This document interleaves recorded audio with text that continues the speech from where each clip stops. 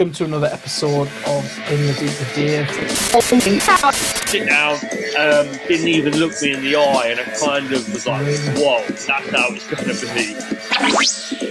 This was on Christmas Day. I couldn't believe it. I was like, whoa! Today's episode, I'm joined with Pamela Anderson when she was on Baywatch. When you're looking for kids fighting dogs.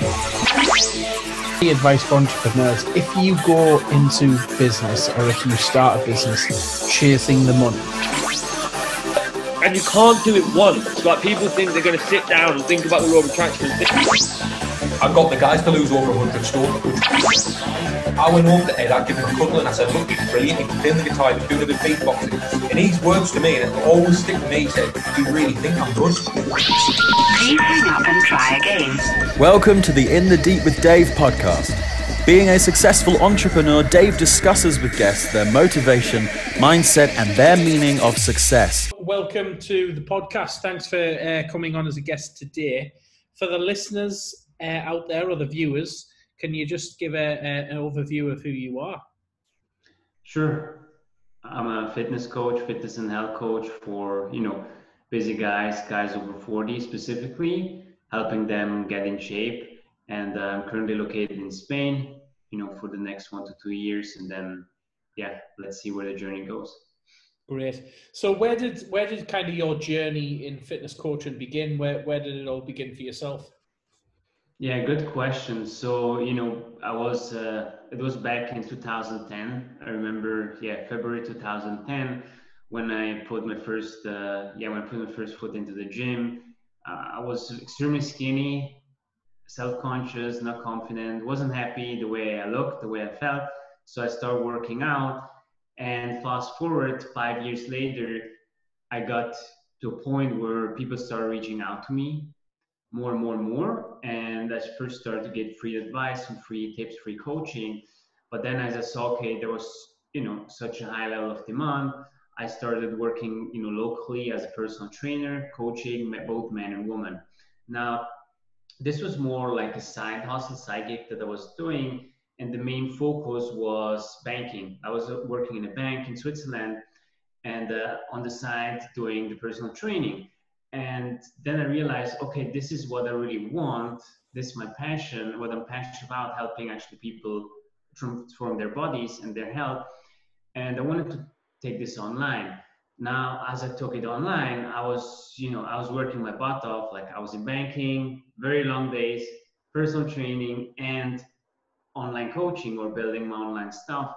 And what happened then is, maybe you can relate to this, or your listeners, as most entrepreneurs can, is I was basically chasing wealth, and I gave up my own health in the process. So I put myself, my own well-being, my own health on the back burner, on the side, because I said, hey, let me first make it, and then I can take care of myself later.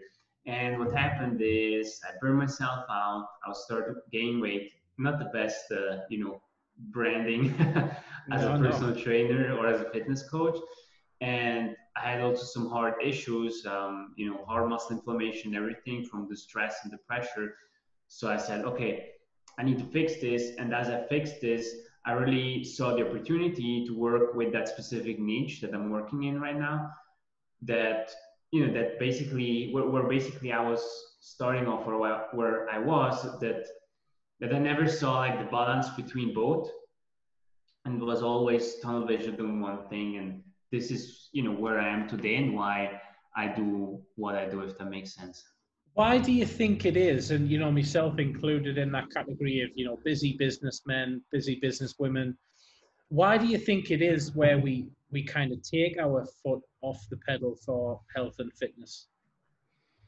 Yeah, this is a question I've asked myself, when I started out so many times, and I first didn't have an answer. And I think it is because, or let me say it like this, we trade health for wealth, right?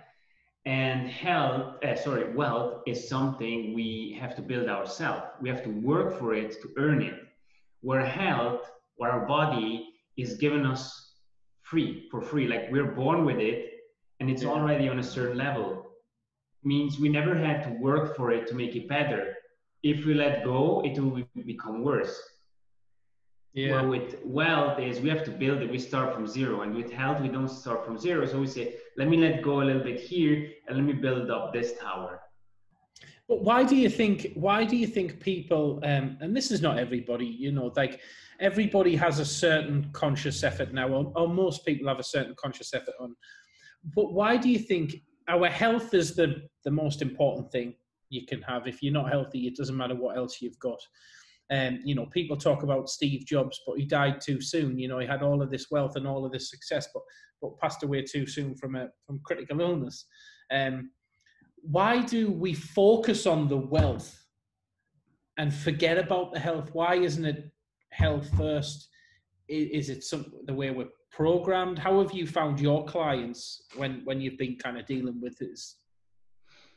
Yeah, so when it comes to priorities, health versus wealth, one thing is obviously that we have the wrong beliefs. We think we have to choose between both, where there's enough proof out there from guys or women or just people who have it all, and not just health and wealth, also with their relationships. So they have all together, it's in harmony.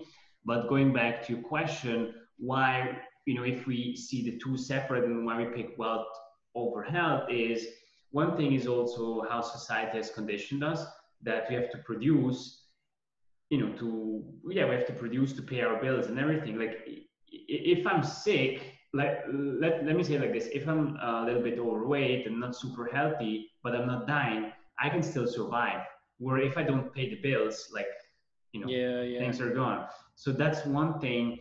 And then obviously, if you look back, years and years ago, thousands of years ago, caveman time, we're here for two things: to reproduce and to survive. Like you have to survive and reproduce. That's it. Yeah. And what does the man do in the tribe? He goes hunting.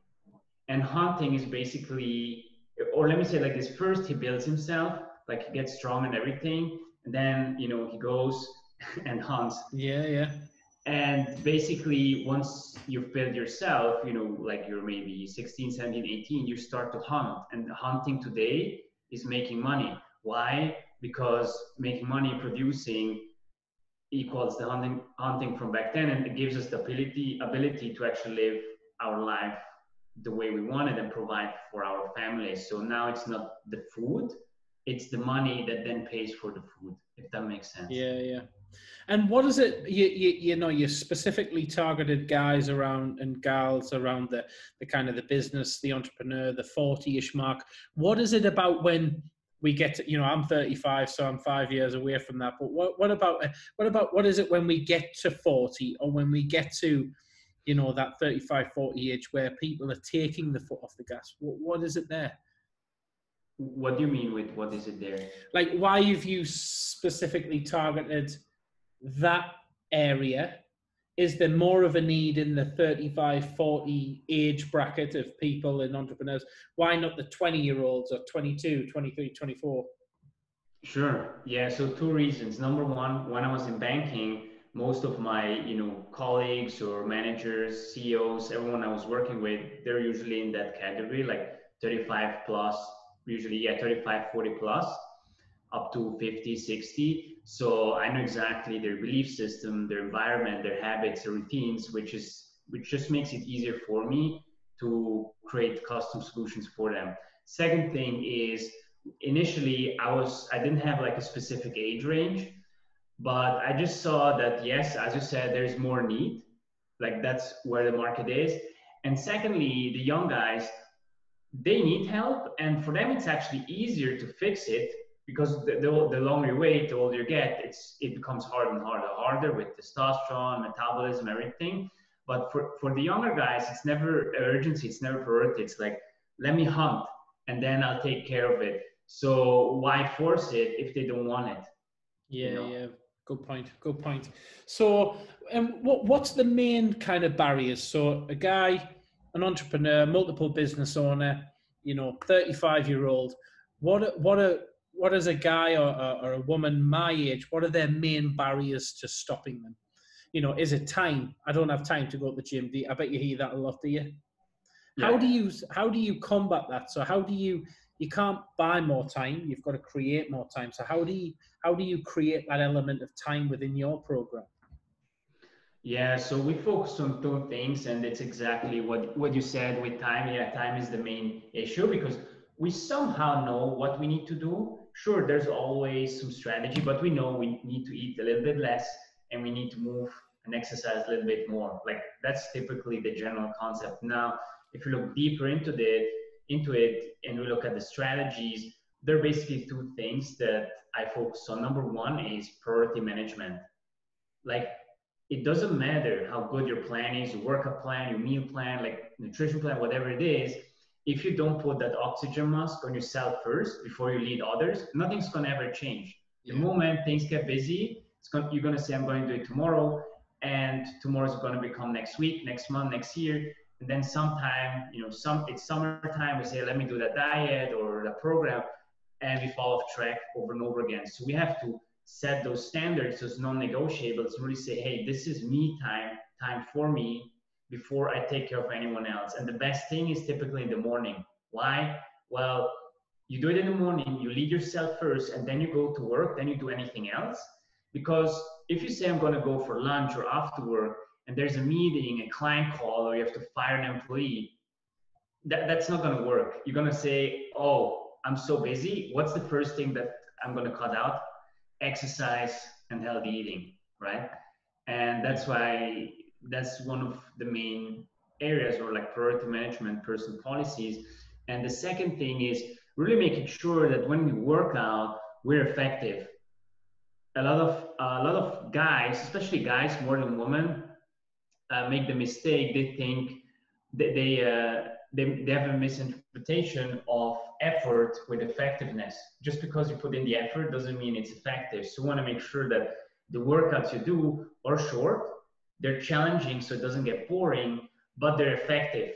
Like it's not some boring workout at home that you do, as you see it in the ads, the 5-minute ab workouts that don't bring nothing. No, we want to make sure that it's specifically designed for someone's lifestyle body, so that even if you work out at home, which will save you time, or in the office, that you can actually gain momentum, that you see results. Because a lot of times we think, oh, I need to work out 6 times a week, 2 hours a day, like Mr. Olympia. No, but it also doesn't mean you can work out once a week. Like we have to find the middle ground. And what is the so in terms of your clients, how often should we be working out every week? That obviously depends from person to person goal, and the goal of each individual. But I can say 90% of the guys that they work with, they work out 3 times a week, around 20 to 30 minutes. So that's totally 1 to 1.5 hours per week in total. That's something anyone can do. Like 1.5 hour a week, that's nothing. And in terms of workout, what classed as a workout are we taking it? Is it running? Is it jogging? Is it walking? Is it in the gym? Is it a HIIT session, spinning session? What's your kind of typical workouts your clients have? Yeah, main focus is resistance training. Why? Because typically we want to first lose weight, or most people that come to me, like 99%, they first want to lose weight, and then later on they want to build muscle mass. And when you want to lose weight, what happens is there are 3 things that can happen when you lose weight. You can lose fat, you can lose water, and you can lose muscle mass. You want to lose the most amount of fat with the least amount of muscle mass, right? Or at least that's the goal. And if we say, hey, let's focus on resistance training, we give our body a signal that we need those muscles, and therefore the muscle mass will be sustained and the fat mass will go down. Because your body knows, oh, I need those muscles. I have to be stronger for the next time because there is a challenge again. So let me grab the fat and start using that as an energy source. Yeah. So the body just acts in a clever way. It knows what you're working and where you're working. And kind of, do you write the typical gym program? Because again, somebody walking on off the street who maybe doesn't train in the gym, who's maybe only done HIIT classes, how would you kind of structure their program? How would you get them to a point where they're able to train? Yeah, starting with body weight workouts. Like when I mentor clients, I have like three main phases during the first 3 months. And phase one is really body weight workouts. Like it doesn't make sense to go to the gym or have dumbbells or equipment if you're not consistent. So let's build up the consistency first for 4 weeks and really make sure that, or let me say like this, there, aside from these three phases that get more intensive, each phase is a focus. And this is the entire methodology. And so part one of phase one, the first 4 weeks, is really the focus on mind-muscle connection. So that there's connection between the mind and muscle, that you actually use the right muscle. Means if I lift this pen, I want to lift it with my bicep and I don't want to lift it with my shoulder.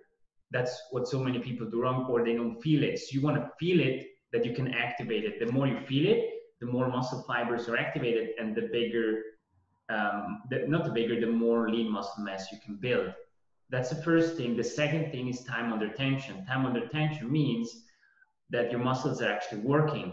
Most people, they go to the gym, they have heavy weights, they do like 20, 10, 12, maybe 20 reps, and then they rest for 3 minutes. That's not the best use of your time if you're busy. So what we do here is make sure that the muscle is under tension the entire time. So in 20, 30 minutes, you get actually more out of it than the average person that goes to the gym. And then the last thing is density training. That just means that you do a lot of work in a very short amount of time. So these three things really make sure that you get the most out of it, even if the session is short. And that's why you can see good results. Yeah. So in terms of the training, so to get the training nailed, at what point do you then start bringing in the kind of the diet side of things?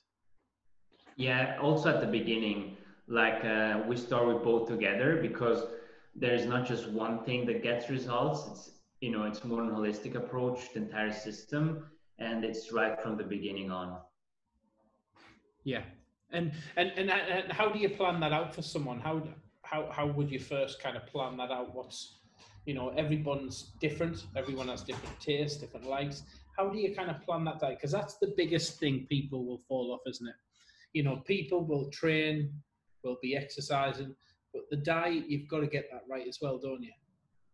Definitely. Yeah, it's a big factor. So what I do first is an analysis based on assessments. I see shirtless photos, I see weight, age, height, activity level. And based on these 4 or 5 KPIs and the assessment, I really have all the data I need to customize nutrition goals and targets for someone. And then after that, obviously we focus on the basic stuff like most people do, calories and macros. I'm sure, your listeners or also you've heard that before, but we also want to go deeper into that, meaning calories and macros are good if you just want to lose weight.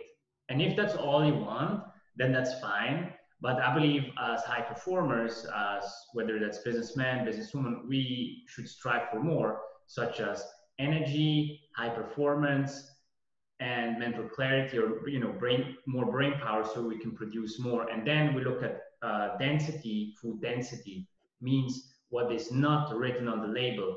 So for example, for guys, and they love when I give this advice, like, a lot of people say like, oh, just calories and macro, the rest doesn't matter.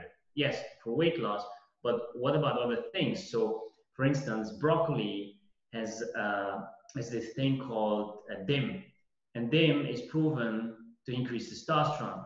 So now if someone says, oh, you can have broccoli or you can have peanut butter, whatever it is, it doesn't matter as long as it's calories, it's like, yeah, on one side, yes, but what if you also want to increase your testosterone simultaneously while losing weight? Isn't that more fun? Now, you don't have to eat broccoli if you don't like it, but there are other, like Brazil nuts has the same effect, and a few other foods. And if you take all into account, then you can really move into a direction where you go beyond just losing weight.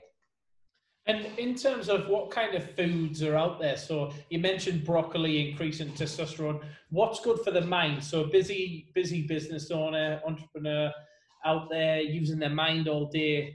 What's good for the mind? What foods do you recommend that empower the mind as well? Yeah, if we focus on the mind, then if we focus on the mind and having more brain power, the focus then should shift from food to sleep. Like Okay. you can try all, we've seen all the times like, hey, have these berries and that stuff for the mind. That's okay. But I've never seen something more effective than getting in a proper quality and quantity of sleep. You have those two things with your sleep, you'll get way more out of it than with any food. So sleep, and then if you fast, you generally have more mental clarity. Yeah. So if you just fast during the morning, you'll see after maybe 5-6 days typically, you'll have way more clarity and production capacity. And getting on to fasting. So what's the kind of optimum fasting period, if you like? So if we're having our evening meal at 7 o'clock, when should we be fasting until? Yeah, so typically the most common approach is 16-8. 16 hours fast, and then there's an 8-hour eating window, typically 12 to 8. Or if it's 7, then it's like 11 to 7. But I believe it should still be on, from an individual standpoint. Like if you get extremely hungry in the morning, then start just, at 8 with breakfast, or, at 8 you have your first meal. And then you stop eating maybe at 4 because you're not hungry in the evening. Like for me, I can easily fast. I'm not so hungry in the morning. I'm very, very hungry at lunch. And I'm also not so hungry for dinner. So I can actually do 24. I can do first meal at 12, last meal at 4, and I'm good. Now, I don't do that always, but just to give you an example. So it depends from person to person. And fasting is just a tool. It's not mandatory. I have guys who fast, they eat like once a day. I have guys who eat 4 times a day. Whatever works for you. For weight loss, it doesn't matter. For focus, performance, yes, it helps if you fast during the morning. And if you're fasting, you then still, if you're setting a calorie and a macros, you've got to eat all of them macronutrients within that 8-hour window as well, yeah? Yes. Good. And in terms of sleeping, how do you improve your sleep performance? How are your clients improving their sleep performance? Yeah, so when it comes to sleep, there are actually 2 things we want to focus on. It's how we structure the day and the last hour of the day. So let's look at the simple one first. Last hour of the day is basically putting a pre-sleep routine in place. So what happens is when you sleep, or when your body falls asleep, you change your state. You have different brain waves. So sleep, for instance, has delta brain waves. These are like this, slow and big. Now, you and I, as we're having this conversation, we're probably in a beta state, light beta state. Beta is like little stress, but healthy stress. So these ones are like this. So if we know that to be true, and we know, okay, right now we're like this, and when we sleep, we're like this, then we want to make sure that we calm down the mind, even listen to some delta music. That's more advanced, but you can listen to some delta brainwave music and then really fall faster asleep. And when you fall faster asleep, you typically fall into a deeper sleep state. And that's when you get the most out of it, when you're in that deep sleep and REM sleep stages. Now, second thing is optimizing your day. So we want to make sure that we don't eat like 3 to 4 hours before going to bed. Not for weight loss, for better sleep quality, because your digestion. That's one thing, that you get in some movement, that you get in sunlight, especially morning sun. The more morning sun you get, the better it is for your sleep quality, because of melatonin, especially the first hour of the day where there's the red light. Food choices during the day, stress also plays a huge role, and basically combining all those elements, that when you go to sleep, like your body is in a good state. Great. So let's go kind of back to launching your online coaching business. So you at what point did you kind of go into this full time? When did you leave the banking career? When did this become a real viable business for you? When I made the full switch was about 2 years ago. Yeah, about 2 years ago. Obviously, I started coaching like 2015, but I took the leap, around 2 years ago. And please go on. And how was that for you? How did you find that leap to then leaving a job, leaving the security of a job, and now becoming a business owner, self-employed? And it's hard. I mean, it was hard. It's still hard. It's always going to be hard. But I believe we choose our heart. It's hard being self-employed or business owner, if you have employees, taxes, all that stuff. But it's also hard being employed by someone that maybe you don't like, and you can't live and dictate your schedule how you want. Like that was the main reason I wanted to change, because of the freedom, like living life on my own terms and really being able, like I work probably double the amount I used to work in banking, but I can dictate my schedule. Like, I can say this time I want to work out, or today I don't want to do nothing. Like that freedom of choice that makes me feel fulfilled. Yeah, so it's kind of you're in charge of your own destiny there, aren't you? Your freedom, and you mentioned it being hard. What's the hardest aspect of what you do? Hardest aspect? That's a good question. It's the consistency, like showing up every single day. Like I lead my clients, so I have to lead myself first. I tell them, hey, go and exercise, do that, do all these things, track your food. I have to show up in business as well. I have to show up on my social media profiles. I have to show up to my clients, coaching calls, sales calls, client check-ins, all that stuff. And really, hardest thing is really staying consistent, even if you have down moments. Like if you're in a sales rut, if economy crashes, like whatever it is, a client leaves, or you've got stuff with the government, with taxes, whatever it is, like all these circumstances, that you still keep going and going and going, and no matter how many punches you get, so to speak, that you always stand up, get up again, and keep going. That's it's all on a mindset level, on a mental level. Yeah, great. And how has COVID impacted your business? How have you found COVID since lockdown? Because obviously you're working remotely, so that's been one big plus for your business. But how have you found it in terms of the clients? Have you had an increase in people? Have you had a decrease in people wanting to look after themselves? How has that kind of gone for you? So when it started around in March, like first 2 months were tough.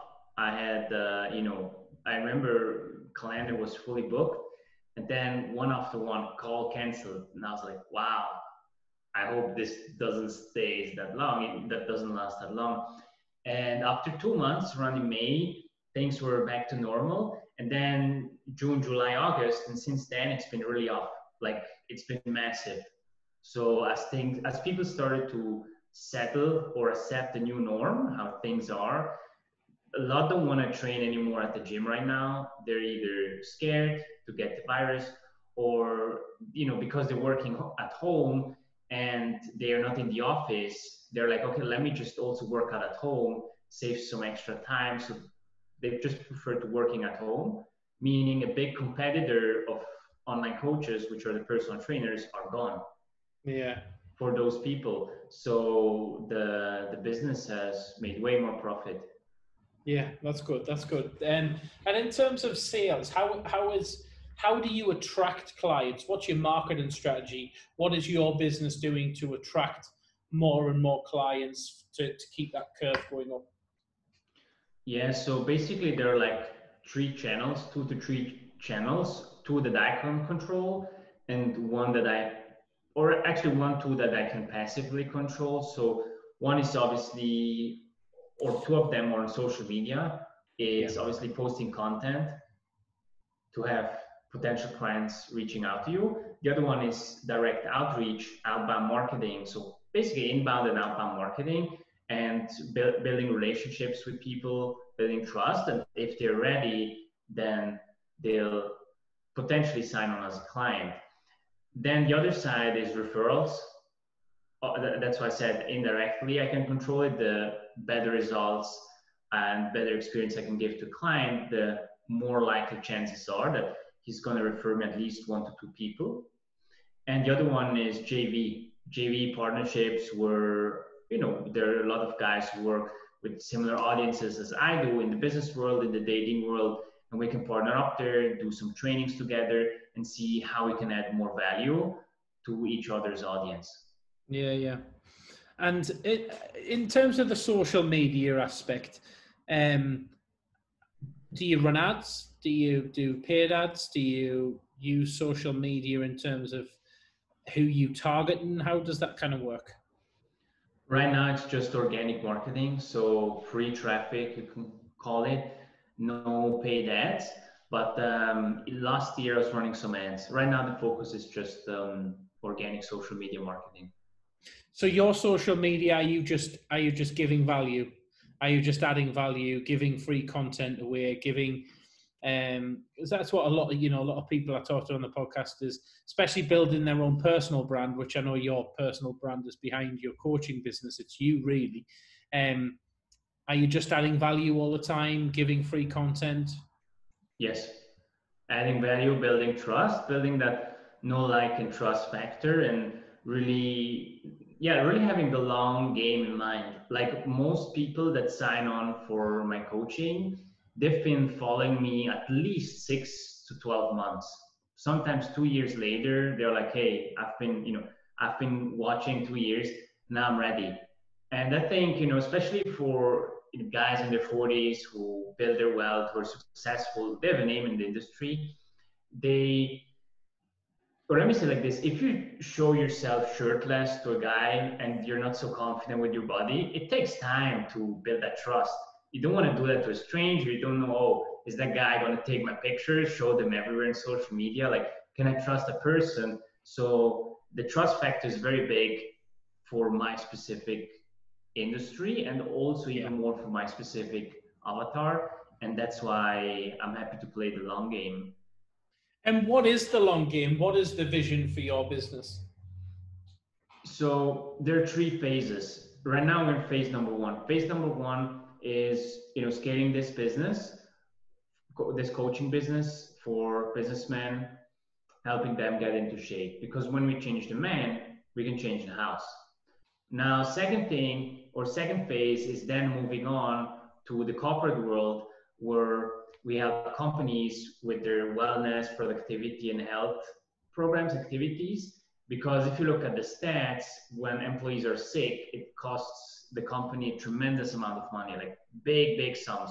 So if you can go in there, implement coaches with softwares that everything is tracked and employees, are healthier, there's just a bigger ROI. Like Johnson & Johnson, big company, they've been doing this for over, I think, 7 years, and they measured it, and they found for every dollar that they put in, they get $3.92 back for their health and wellness program. So yeah, that's 292% ROI just by getting in shape.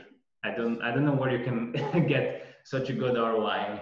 Yeah. So the aim is evolve your coaching business into the corporate world, helping businesses, helping their staff. Would you be looking to then take this coaching business through some kind of software? Will you have a platform to do this? Is that kind of the next stage of the business? Yes. Right now, I also have a software. It's not mine. I just use a software for all the tracking. But later on, I would want to have my own software that everything is tracked, and we can really see, oh, those people who sleep, let's say 9 hours, outperform their coworkers who sleep 8 hours, as an example. And just doing all those statistics, having that data, looking at the facts, will be very beneficial for companies. And then third stage is really, I'm not 100% sure how I'm going to structure that. Like, I have the vision, but you have the vision, and the vision is going into schools and really making sure that from an education standpoint, we fix the problem by the root. Because how we start the conversation in terms of health versus wealth, if we change people's mindset, beliefs, and also habits from the early stages, that in school, instead of having like some bread, they have less bread and more apples, more oranges, like, better healthy habits there. Maybe they even meditate, they do some exercise, like really simple activities. Then you've trained them, you've built that habit up, and as they get older, that's so in them that they'll never give it up for anything. And now we fix the problem at the core, and everything else will just evolve the way it should be. Good. What's been your kind of key 3 successes you've had in business? What's your highlight so far? Good question. Key 3. So you this year or during the entire? Just in business since you kind of joined and started. Well, obviously the biggest one is the success of my clients. You know, like I don't want to mention number or say, oh, these are the amount of pounds or anything. It's more the success. Like every transformation is a success for me that I want to celebrate, because when you change a person's life, like the entire environment of the person just changes, family, everything. Second thing is that I can live location free. So yes, it's more personal success, but it comes with the success of the business that I was living in Switzerland before, and now I can live wherever I want. So I'm currently, as I told you, I'm currently in Spain, and then let's see where the journey moves on. And because of that, I'm happier, more fulfilled, and I can bring that energy, those good emotions back into my business. Yeah. Great. Yeah. Living life on your own terms. Yeah, exactly. And thirdly is really, you know, when I first started this, I didn't have that exact vision that I have right now. It was more like, okay, let's get online, let's help more people.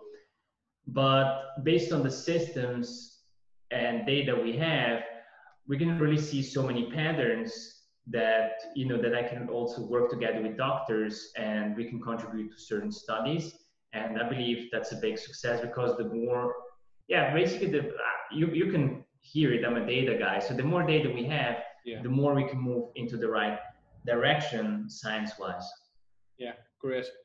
What's been your biggest setback you've had?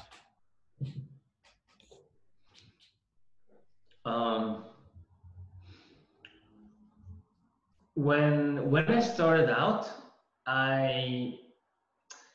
actually, let me say it like this. The very first company I started wasn't just on my own. I was like the co-founder. We're 2 guys. And we were 2 guys. And before the launch, we broke up. So everything was ready. We prepared it to go online. And then it was like, that's it. So I had to restart from scratch, and I almost gave up. Like that was a huge setback for me. Now, when I look back, I can just laugh at it because it was nothing, but it was a huge setback because I was extremely dependent on that person. I was not evolved as an entrepreneur. I was just thinking, oh, I can't do it without the person. And I felt like, okay, my dream is broken. But as I moved on, it just went into the right direction. So, yeah. And I think that's an important story there, because people listening, people who want their own business, everyone thinks the road to success or the road to being an entrepreneur just goes like that or straight up. It just doesn't. It's a rocky road. There's ups and downs by the hour, if not by the day, you know, by half an hour. You celebrate one win and something comes and smacks you back down again. So it really is a kind of, it keeps you grounded being a business owner. And I think you starting that road badly, if you like, has probably prepared you better for where you are now. And it's probably meant to be from where you are now. So I think that's a great story to share, because it's the people see your successes and your business you've built, and you know, from being a banker to a personal trainer to now an online coach with your own business and, you know, no job to kind of fall back on.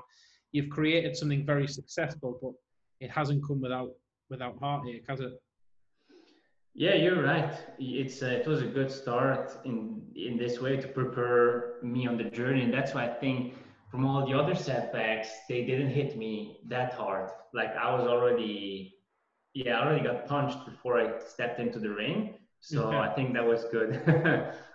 Well, it made you, when you stepped into the ring, you know what being punched feels like, doesn't it? That's a great analogy, that you got punched before you got in the ring. So when you get in the ring and you get punched, you realize you can handle that. And, you know, I think that's a great kind of lesson. What's the best advice you've ever received?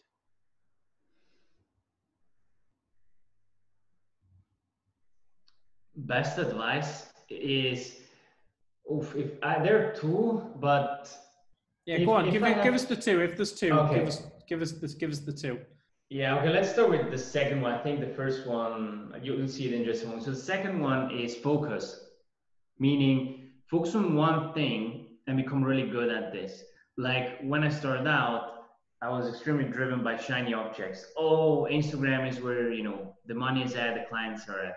Oh, it's LinkedIn. No, it's Facebook. No, it's Facebook groups. It's Facebook ads, all these tools and shiny objects and new strategies, new tactics. Once you just focus on one thing and just looking for mastery there, that's when you see the biggest success. It's the same with fitness. This diet, that diet, no. Focus on the basics and do it really well. Do the simple things really well. That's it. So I think that has brought me very, very far, and it took me a very long time to learn it with all the shiny objects out there. I would say that's the second one. The first one is really when I was listening or watching an interview from Jeff Bezos, they always asked him, how do you make decisions in your company? And he said, it's always the same thing. I always follow the same rule. It's a North Star. So I thought, okay, what's a North Star? Then he went on and explained. He said, the North Star is every business should have a North Star, meaning that North Star is where are we heading and what's the most important thing? And for him, the North Star, since he started Amazon, was always the same: client success. So that lesson helped me and still helps me. No matter what decision I make, I always ask myself, is that following the North Star? So for me, it's the same like Bezos, client success. He says the more success he can give to his clients, the more or the bigger his company will grow. Same is for me. The more successful clients I have, the more growth I see. So to give an example how that helped me, with the elections and COVID and all that stuff, there's a lot going on social media. Yeah. So there was like a huge political post, and as I read it, I was already cooking up a little bit. So I was like, wow, I can't believe that person wrote this. So as I was about to type, it hit me that Jeff Bezos interview, and I was like, is using my time right now to write a comment the best thing I can do for my clients? No. So I went on, and that's it. And that awareness, because of that, really helps me make best use of my time. So I think that is by far the best, not by far, but these two are by far the best advice I ever got. And I suppose that's a good, a very intelligent and great response, because you're an online coach, and you probably get a little bit of shit online, I would have thought, from, just like anything, you put yourself, you put your head above water, someone's wanting to take their head off, online. People will comment, they'll write anything, they're not bothered what they put online. But if you choose to respond to them comments or respond to that, then you're spending your energy on the wrong thing. You just need to smile, nod, and kind of move on and focus on your clients. How do you deal with online, any abuse, any negative comments? How hard is that just to just walk on by? Well, at the beginning, it was hard. The first time I was like, wow, I felt it was like a personal attack. But the more I went into human psychology, I just saw it's a reflection of that person writing it. So if we get into politics for a moment, and I don't care about US politics. I'm not a Trump fan, not a Biden fan. I don't care. But a lot of people, they're hating Trump right now. And their hate, and maybe some listeners will get offended to that, I hope not, but their hate is usually a reflection of themselves. If you hate the person so much and you see it sometimes on social media, their profile is full of, and it's not just Trump, but I'm just saying Trump because he's all over the news and media. You see their profile full of shitty this, shitty that, this not good, this not good. It's well, wait a minute. I think your hate is just because there's something else, and that is a symptom. 4 years later, 10 years later, it will be another person. So You know, it's we don't take that personal responsibility and want to blame others for our problems. Now, going back to your question, how I deal with that. I mean, if it's a real question, like a constructive feedback or like a targeted question, I take time to respond to it. That's fine. And I think it's good use of my time because clients are watching, prospects are watching. That's fine. Yeah. And it challenges me. But if I see it's just like some trolling or not very serious comment, I just ignore it. And if I see, okay, that person is repeatedly there, I'll just block it and move away. We can't change people's worldviews. It's very, very hard. So I don't even like to get into those discussions. And, you know, I think it was like 6 months ago, I got into one with actually a friend, not on social media, WhatsApp. And it took me like 3 hours. And 3 hours later, we were both angry, frustrated.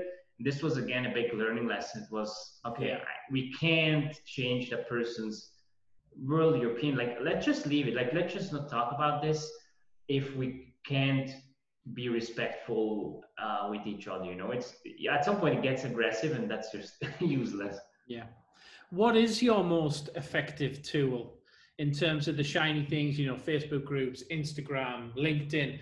What has been your most effective tool in marketing your business? Content. Yeah, just content on my Facebook profile. Facebook. So you've used Facebook. Do you use Instagram? Do you use much on LinkedIn, or is it just you double down on Facebook? Double down on Facebook. I was on Instagram first and a little bit on LinkedIn, but that's not the focus set right now. Like my ideal type of clients, they're on Facebook. They're also on LinkedIn, but LinkedIn is, you know, when I open my inbox there, I'm sure I haven't been logged in for a while now. I'm sure if I go in, I have like 50 or 100 messages.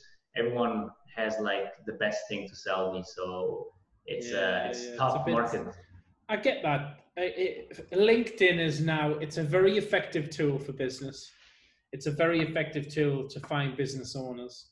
However, I'm more likely to respond to somebody connecting with me on Facebook, where it's more personal, than LinkedIn, because I expect the sales pitch on LinkedIn. Mm-hmm. I don't expect the sales pitch on Facebook.